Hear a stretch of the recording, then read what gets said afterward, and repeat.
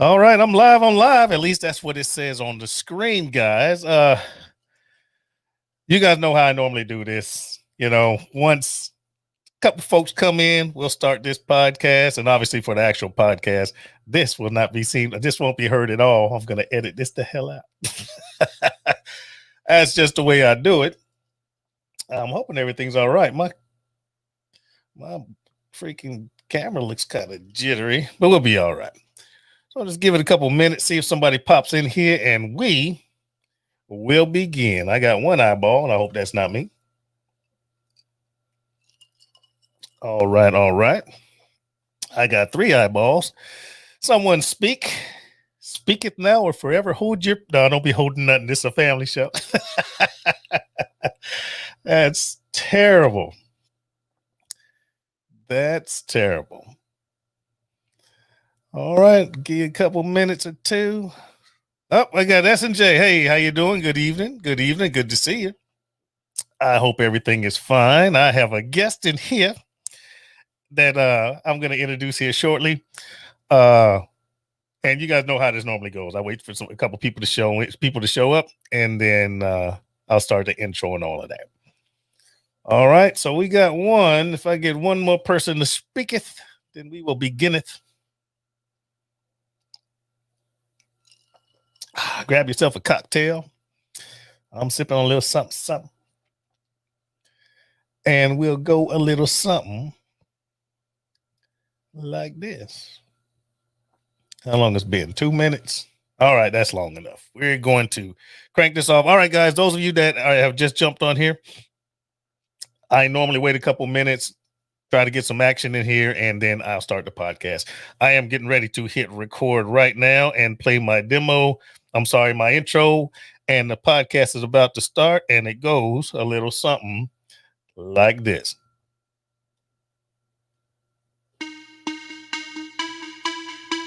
I want to welcome you guys to R-BoP. This is Riddick's Book of Philosophy. My name's Philip Riddick, and this is where I talk about what I want to talk about the way I want to talk about it. If you enjoy this podcast, tell your friends, family, and loved ones to come in and enjoy my whimsical way of saying things, doing things, and thinking about things.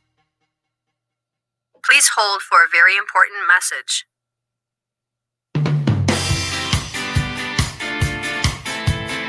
Hey, everybody. Sooner or later, you're going to have to travel. You're going to have to take a plane, a hotel, or rent a car or something, either because you want to go on a vacation, something that you were waiting for or really wanted to do, or sometimes we have some unfortunate circumstances in our families where we have to travel involuntarily. Either way or the other, if you need to travel, you want to save some money. I am an independent TSA, Travel Savings Ambassador for Ibuumerang. And I can save you 30 to 70% on your travel. If you send me your first and last name to the following email address, dcboomgetaways@gmail.com. Once again, dcboom, B-U-U-M, getaways@gmail.com. I can send you an absolutely free website, yours personally, that you can use whenever you want, and it will save you money. It can save your money whenever you are going away. You might be going away now. You might be going away in the future. This website is yours forever. So once again, if you want to save money traveling 30 to 70%, shoot your first and last name to me at dcboom, B-U-U-M, getaways@gmail.com.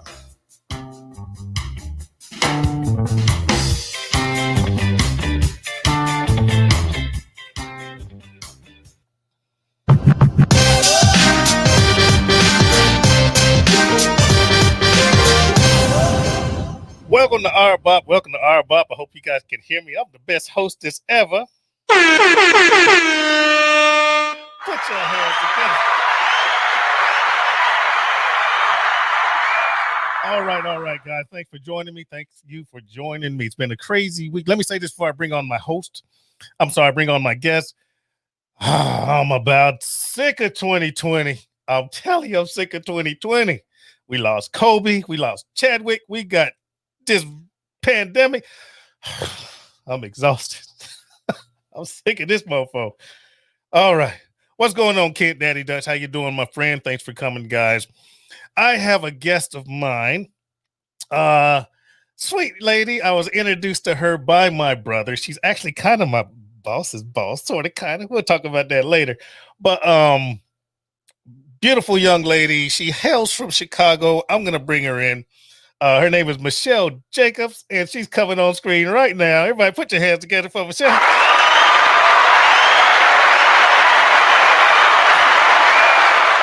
All right. Hello, lovely. Hello, how are you doing today? I am amazing. Like I always say, you can't rain on my parade.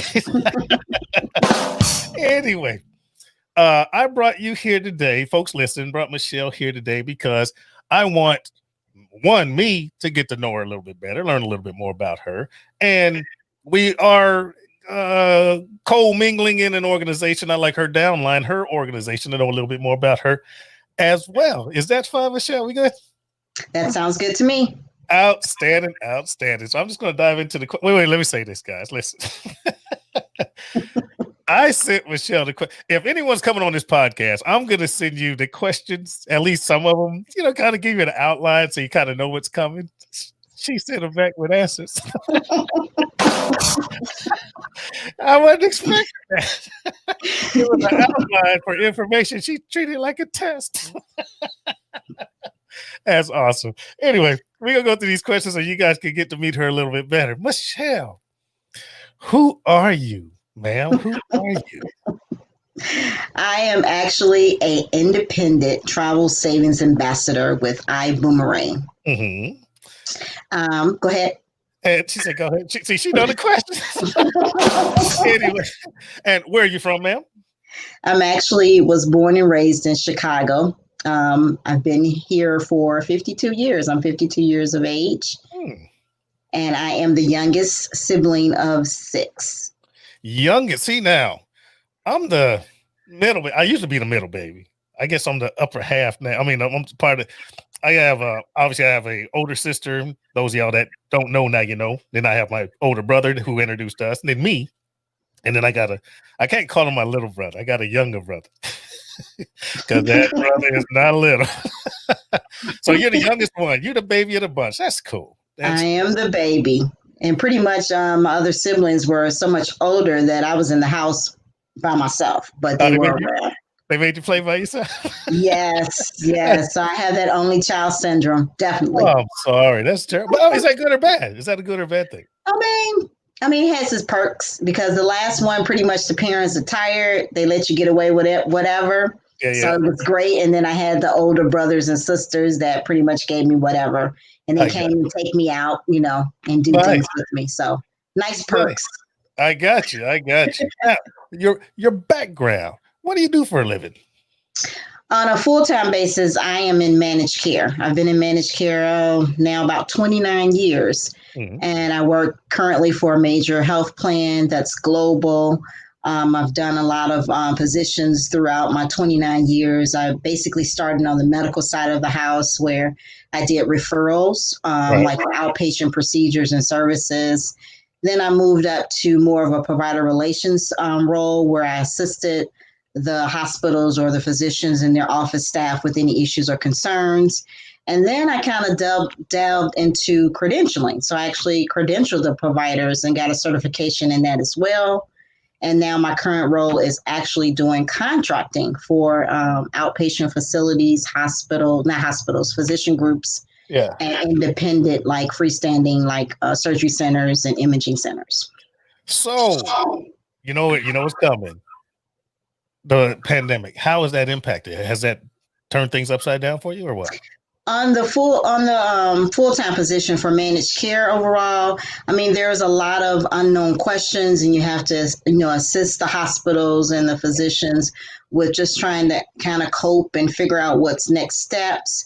As far as the business overall, because a lot of the elective procedures have been put on hold, I mean, business is good as far as the bottom line, but we know once people start going back, into the doctor's offices, going back and have their routine testing, prices, will go up or their bottom line will change. So we're preparing for that now. So. Wow. Shucks. So it has affected us, but not financially, I should say. I understand. I got you. Mm-hmm. Next family. You always say you're the youngest. You got husband, wife, boyfriend, girlfriend, dog, cat. What you got? No wife. No, I'm single. I am single, no kids. So, as we know, working, Uncle Sam comes after the single, no kid people first. Right. So that kind of is what led me into my own business that I'm Okay. currently in. So no kids. You still practicing? Oh, shucks. Moving right along. That is close. Moving right along. All right. Let's talk about your social media. You got any handles? Now's your time. Throw it out there. Sure.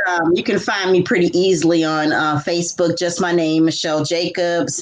I'm also on Instagram. I go by the handle of Jacobs Travel 68 on Instagram. And then I have my own website for the business, which is jacobstravel.iboomerang.com. Nice. All right. Now, how did this opportunity, since you brought it up, you brought up the whole Ibuumerang thing. How did this opportunity knock for you? First of all, how did you hear about it? And then we'll delve into how you kind of got your fingers into it. Okay. I got firsthand knowledge of the company because a lot of people don't know that Ibuumerang is a technology company that merged with a travel entity called Extreme Travel. So I was already a part of Extreme Travel.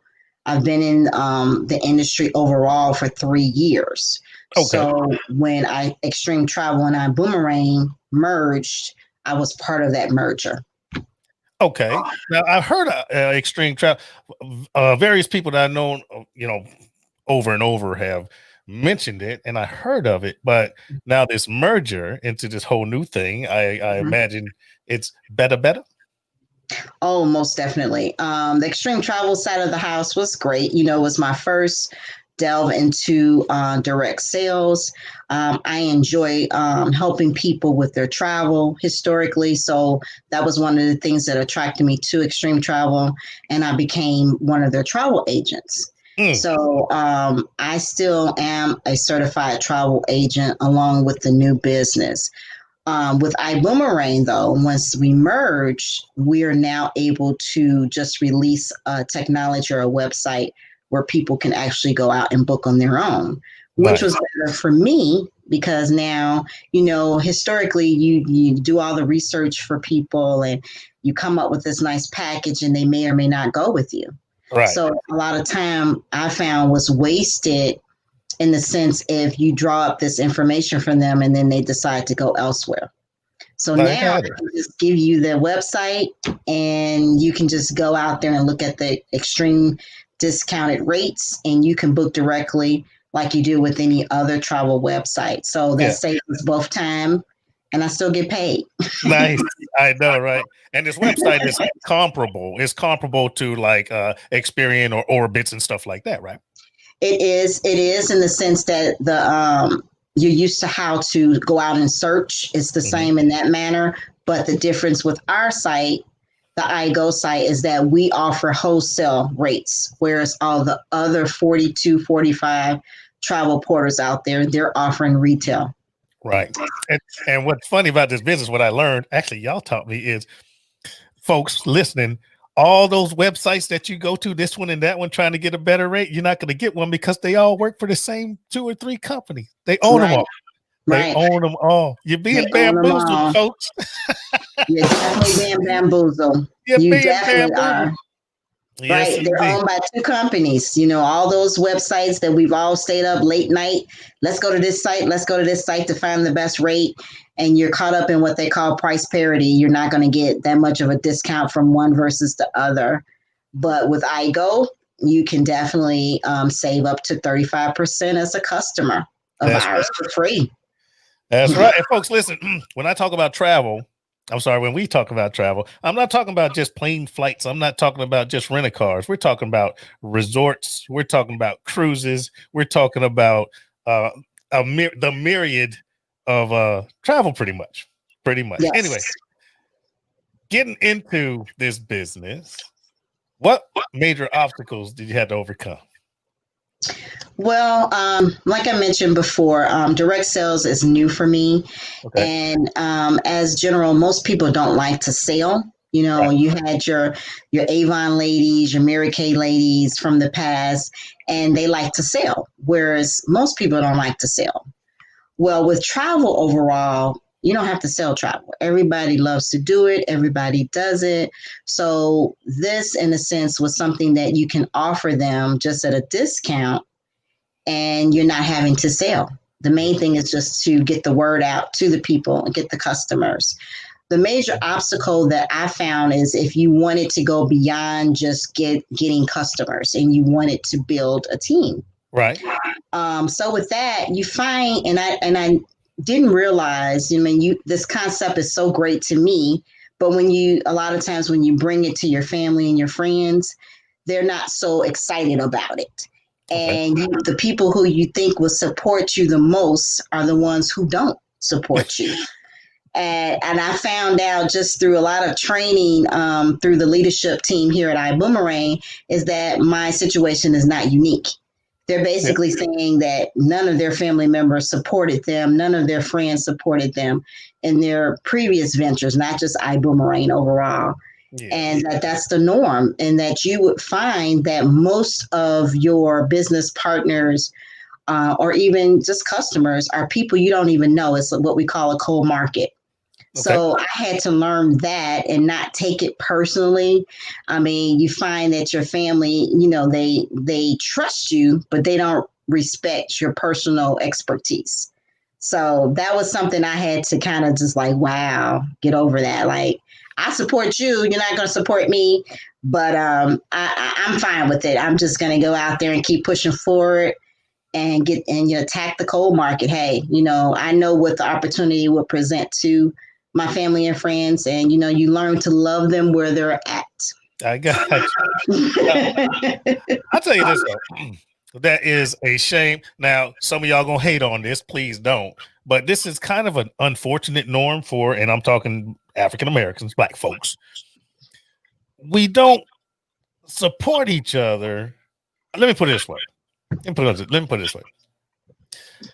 I open a store in the neighborhood. Mm-hmm. Then your friends or the people in the neighborhood come in, and it's unfortunate. Hey, well, man, can I get a hookup? Can I get a discount? Hey, can I get this? Can I pay you later? I'm like, hold on, man. I'm trying to make a business. I'm trying to do something here. And now, because you won't give them a hookup and all that stuff, because they're not going to Walmart asking for a hookup. They're not going to Kmart. They're not going to Jewel's or Food Line or whatever grocery store is local. They're not asking for a hookup. But because they know you or you're in the hood, now they want a hookup, because Black folk, we do that. Everybody wants something for nothing in most cases. Not everybody, but a lot. And then when you don't give them that, then it's like, oh, bump him. He think he better than us. We ain't going to support his business. We ain't going there no more. Is that, that's terrible. I don't know why we do that. I don't understand how other nationalities, so, you get, I don't want this to sound racist. It's so terrible, but you can get, a bunch of Asians, they'll live together, they'll start a restaurant or whatever business, and they're from that house, they work that place, and then they make enough money, they open up another place. They're still in the same house, but they're working two places, and then all of a sudden they get another house, and then they can kind of build a franchise because they support each other. Whereas our community, if I walk up and say, hey, man, you made $1 million. Can you tell me what you did? I'm not asking you to give me any money. I'm asking you, hey, can you tell me what you did or give me some pointers so I can make $1 million too? No, you're trying to take mine. And that's what I see a lot in our African-American community. It's like crabs in a barrel. You can't get out because everyone's pulling you down. Not everybody, folks listening, not everybody, but a lot of times that's what stops us. We stop ourselves from doing a lot of things. Okay, I hate I devolved into that. We're gonna slide right back into the next question. Now that you're doing good, what drives you? What pushes you? What keeps Michelle Jacobs going forward? Well, I mean, the main thing overall is that I've learned over the years is that I have been trading time for dollars. as long as I can think back, I have been, I've had at least a couple of jobs just to maintain the lifestyle that I am accustomed to. And I think a lot of it is I'm not, I don't have a husband, so it's just my one income. Right. But my desire or what I've become accustomed to constantly goes up. So with that, I've always been taught that, hey, Michelle, you go out there, you get your own, you work hard for it, and you don't have to ask anyone else for anything, So basically with that, I have had multiple jobs, at one time. And then now that I'm over 50, I've come to the realization that, hey, you're not even enjoying a lot of fruits of your labor because you're working. So, not taking anything away from a full-time position. I'm not saying I don't want my full-time position. I just want to have one position and maybe my own company that I can work from my own home. Mm-hmm. So this is, again, one of the reasons why this business attracted me, because I know I can work from home with my full-time job as well as with my own, job or business. So that's the main thing that attracted me to this, and that's what drives me. I want to be able to, travel more. I do have nieces and nephews, and, when it comes down to it, I want to leave a legacy for them as well. So those things, what continue to drive me, that is my why. Nice. And I'm getting closer and closer to having that one job and just working my business. My part-time business at 100% with nothing else, being involved. I can dictate my own hours. I can dictate when I go on vacation, etc. Put your hands together for a self-made woman. She's doing it. I tell you this, I can relate where you said being you didn't say independent woman, but you're a woman doing it. I have 4 daughters. 4. And I grinded in them. Listen, get your education, do what you're going to do, be your own self-made, be self-supportive, get your own apartment, go get your own place or whatever. After you're successful, then worry about a dude, because it's one thing to be working on it and then find yourself a boyfriend or move in or get married. Then it's like, oh, if you don't like it, you can get out. But if it's your place, right, the shoes on the other foot. You see what I'm saying? So I applaud you. I applaud you. Thank you. That was one of the things my mom told me. She was like, Michelle, hey, if you get married, you guys go out and get your own. Don't have them come move in with you. Get your own, because that will be a problem down the line. So when that opportunity presents itself, that's what I'm going to do. Yep. And don't let them put a toothbrush in the house. It starts with a toothbrush. Next thing you know, it's a futon. Right. All right. Have you ever had to deal with negativity doing what you do? Yes, because just overall the industry in itself has established such a bad reputation over the years, and people tend to be skeptical about multi-level marketing or direct sales, whatever you want to call it. Right. And basically, they won't even open their minds up to hear what you have to say. Okay. So, and I know what of a great opportunity this would be for them. So in that sense, you kind of have to try to figure out either, you come to them in a different angle, or you try to say, hey, I'm not trying to make money off of you. I want us both to make money. And with this company, the way the compensation plan is set up, we can both make money. Actually, the person that I bring in can actually potentially make more money than me. It's just basically on how hard you're willing to work. It's no longer the old way how it used to be in network marketing with this company, I should say. Now, I can't speak for any other company, but with this company, we are a position where we all can make money. And like I said, someone underneath you can make more money than you. So that's one of the things. It's no longer the strong recruiter or the one who makes the most sale, makes the most money. I mean, we all can make the money. So that's one of the negativities I've had to deal with on an ongoing basis, with just the preconceived notion of multi-level marketing And then I also tell them, hey, especially if I know them, they seem to think it's a pyramid scheme. And I basically say, first of all, I'm not going to bring something to you that's a scheme that I've bought into. Right. And then second of all, what company does not have a pyramid philosophy? We all have a CEO. We all have a VP. We all have a director. And if you fall underneath them, guess what? It's set up just like a pyramid philosophy. So the bottom line is just a scheme. Is it a scheme or not? No, the military is a pyramid. You got a chain of command. Exactly. You start with the general, you work your way down. You got a couple full bird colonels. Below them, you got a couple lieutenant colonels. Below them, you got a couple majors. Below them, captains. And they all have their soldiers underneath them. So, am I saying the military is a pyramid scheme? No, I am not. No. Anyway. No. Pyramid philosophy, different. It is an established structure, and that's good. What I like about this company is if you don't even give a fly, I almost cuss. You don't care if you don't give a shiggity about selling anything. You can just give away the technology, the free websites. People can save their money, travel, and do what they would normally do anyway, and you're going to benefit from it. That's what I like about the business. And then if you want to go into building a team and going on to that side of the business, there's an option for you. But I like the fact that every time you give away a website, people are saving money anyway. And the whole, take care, you're feeding the kids, especially during these times, this pandemic and all this, you still feed a child. So that's the one thing that's very attractive. Anyway. Definitely. What advice would you give to a beginner? I would definitely just say, don't have preconceived notions of what others would do, that you think would do. Have developed tough skin.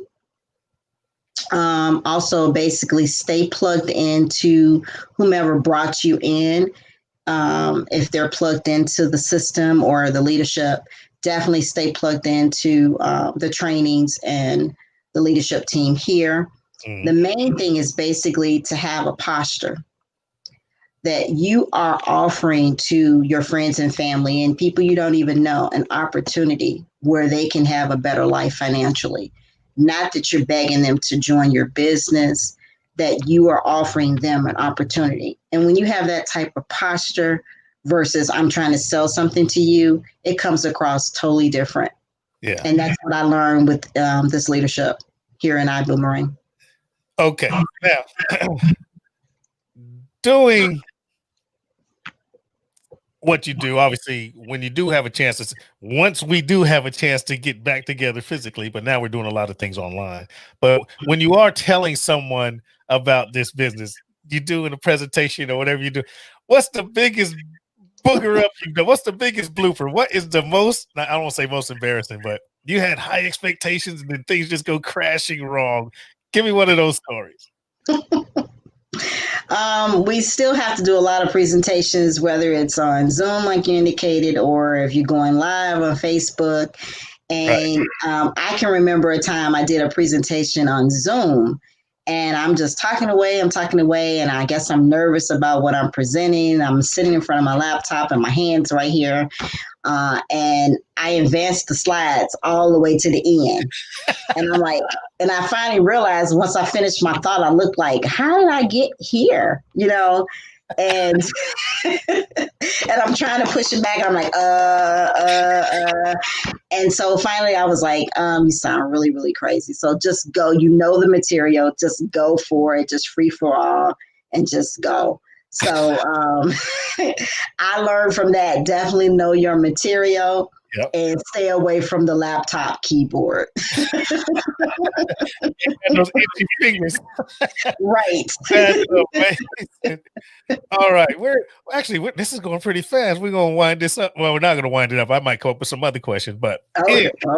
If you were a queen for a day, what would or could you do to improve things across the board? I don't care if you're talking business. I don't care if you're talking about the world. I don't care if you were in charge of everything, what would you do to improve things?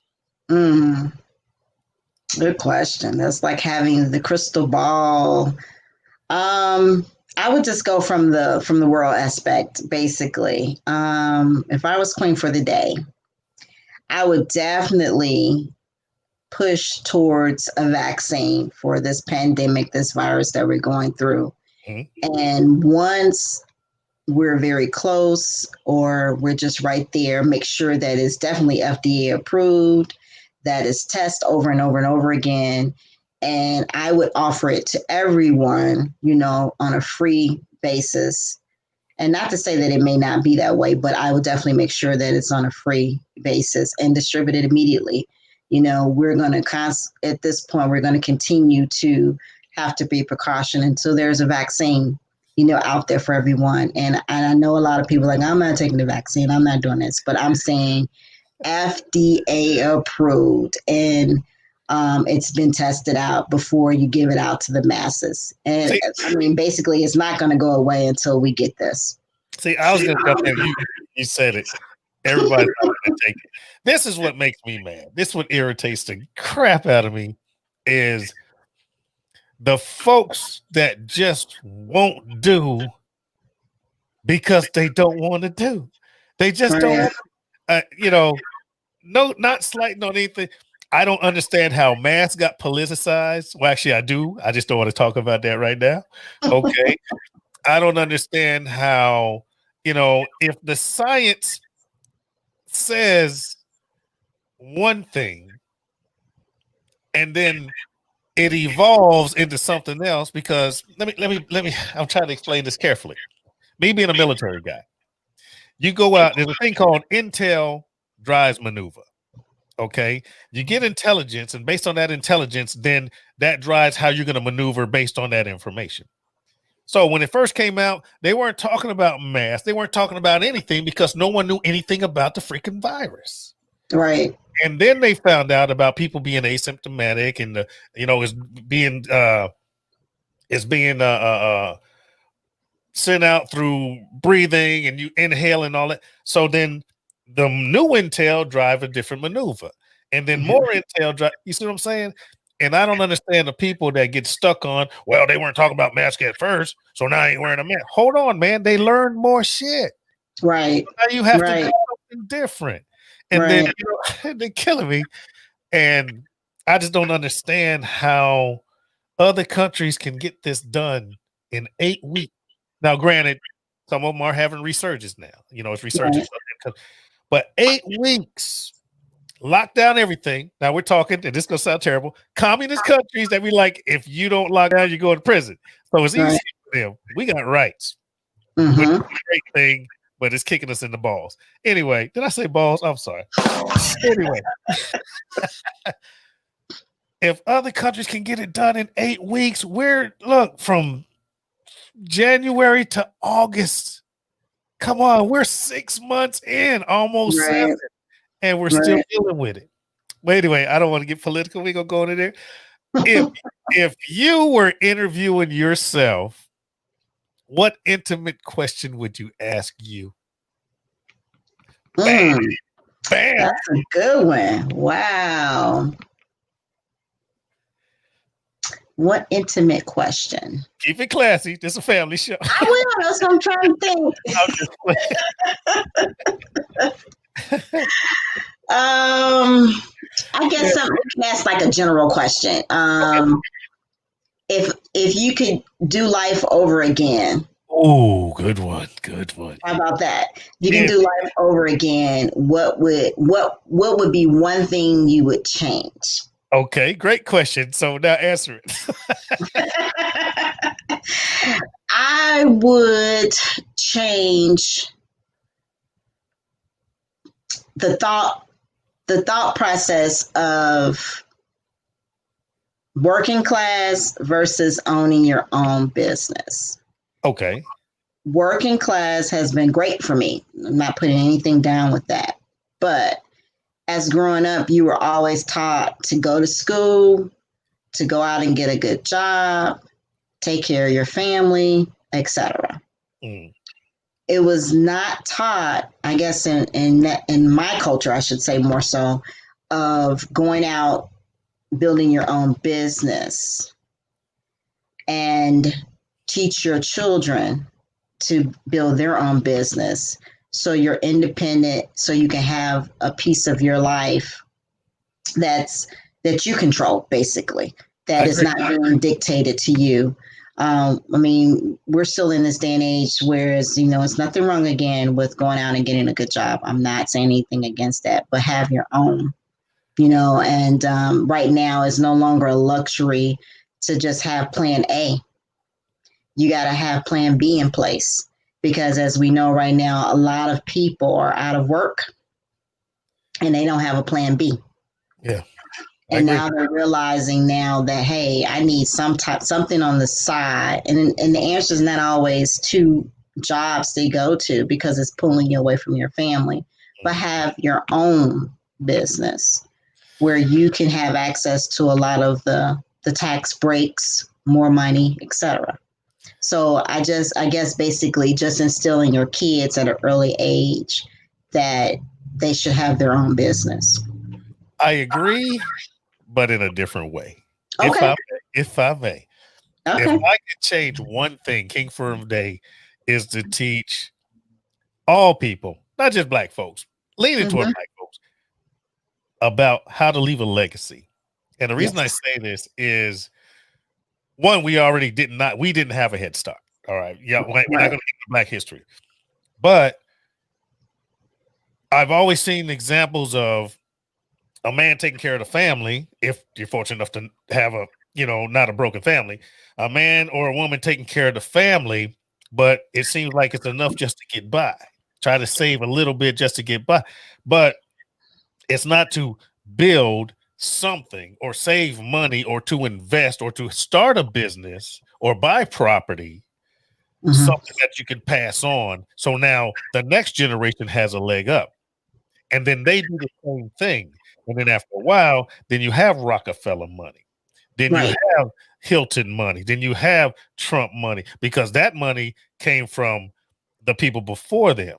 I wish I would have $3 million as a head start to start a business. That would have been great.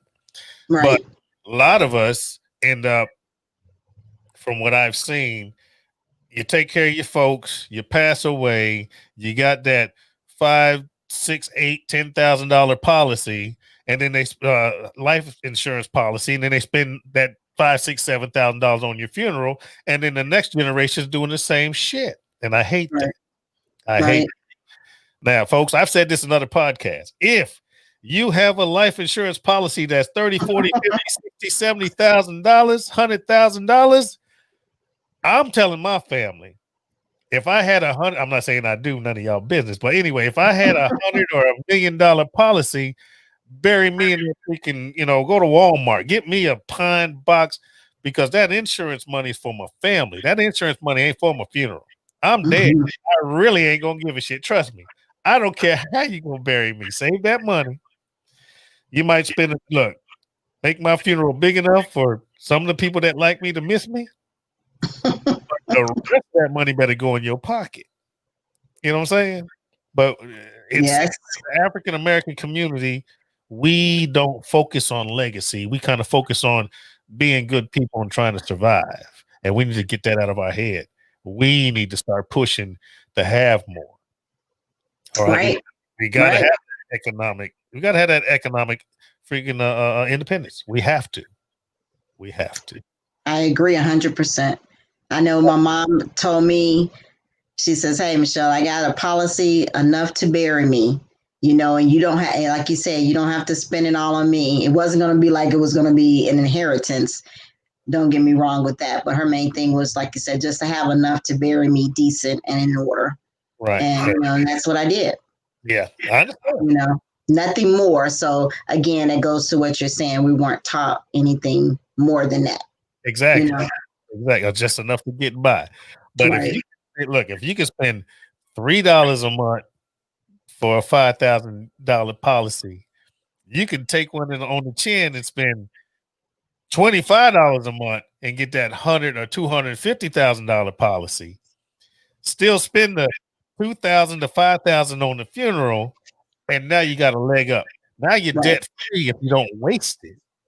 Now you're if you don't waste it.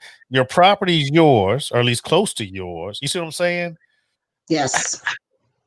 All it would take, and this sounds so terrible. All it would take is one person to kick the bucket, and then everybody else can build off of that shit. You're horrible. Someone got to take one for the team. Everybody That's so terrible. But you see what I'm saying. I'm joking about it, but you guys see what I'm saying, folks. If you're listening, you got to plan not only for your demise. That sounds so terrible, but the future of the people that's going to remain. Right, leaving that legacy, definitely. Legacy, and from what I've seen in my lifetime, Black folks don't do that well. I'm trying. I'm doing pretty good. You know. Anyway, I have enjoyed this. We've been on for 40 minutes. Thank you so much for your time, Michelle. Is there anything you want to say? Any message you want to get out to your friends, family, or people that you can't stand? Let it fly. Well, thank you for the opportunity. I really, really appreciate it. And I just want to let everybody know again, Philip has given out his Gmail address. Definitely get a hold of the free website that we're offering. It can, like he said, it save you up to 35% as a customer. If you want to come into business with us, you can get up to 70%. And you have a tax shelter. Can you imagine? I just came back from 2 trips in a pandemic, yes, but we took our precautions. And it was actually a rescheduled trip. I went to Cancun, took my niece and nephew the 1st of August, and then we did our retreat for the business partners between myself and James Riddick to Las Vegas just last week. So people are definitely traveling. Don't think that just because you're not traveling that other people are not traveling. I mean, you just go through the precautions and be safe, and you have to live life. People at this point are, they have cabin fever. So basically, we're trying to get the website out there now. You can plan now, you can go later, but the prices are dirt cheap at this point, and take advantage of the opportunity to at least plan for 2021 at this point. So just wanted to let you know that the information is out there for you. Reach one of us and we'll be more than happy to give you more information. Yep. And in regards to travel, I just want to throw this in, folks. Sometimes you have to travel when you're not expecting it. All right. We just talk about people demise. That's terrible. True. The occasional funeral comes up. Sometimes someone might get sick or hurt and you have to go visit. So you're going to travel, people. You're going to travel eventually, whether you want to or not. You might as well save some money while you're doing it. Anyway, Michelle, don't go anywhere. Okay. I got James in the green room. We're going to bring him up. We're going to do something offline here in a second, but I'm going to play. Hey guys, stand by. I got to send you something so I can pay the bill. So listen to this and then we're going to end. So normally I do a countdown. We're out of here in 5, 4, 3, 2, 1. We're going to do this plug and then I'm going to shut it down. Thank you guys. Appreciate you. Love you like cook food, and listen to this. I would like to talk to you about Instacart. What if I told you that you could have local fresh groceries delivered to your front door? You can have multiple deliveries for one small monthly fee. Unlike some other apps or services that want to nickel and dime you all the time. If you don't have that special item that you need to make a special recipe, Instacart in some cases can get that to your house in as fast as 1 hour. Hand selected by shoppers based on your preferences, Instacart highlights deals that can help save you money. You can find everything you normally buy, and they also suggest things that may be new to you. They pick the freshest produce and also keep your eggs safe too. Follow the link in the show notes that lets Instacart know that I sent you. That will not only help the show, but it will also, in this case, give you free delivery on your first order over $35. Instacart. Never go out to go grocery shopping again.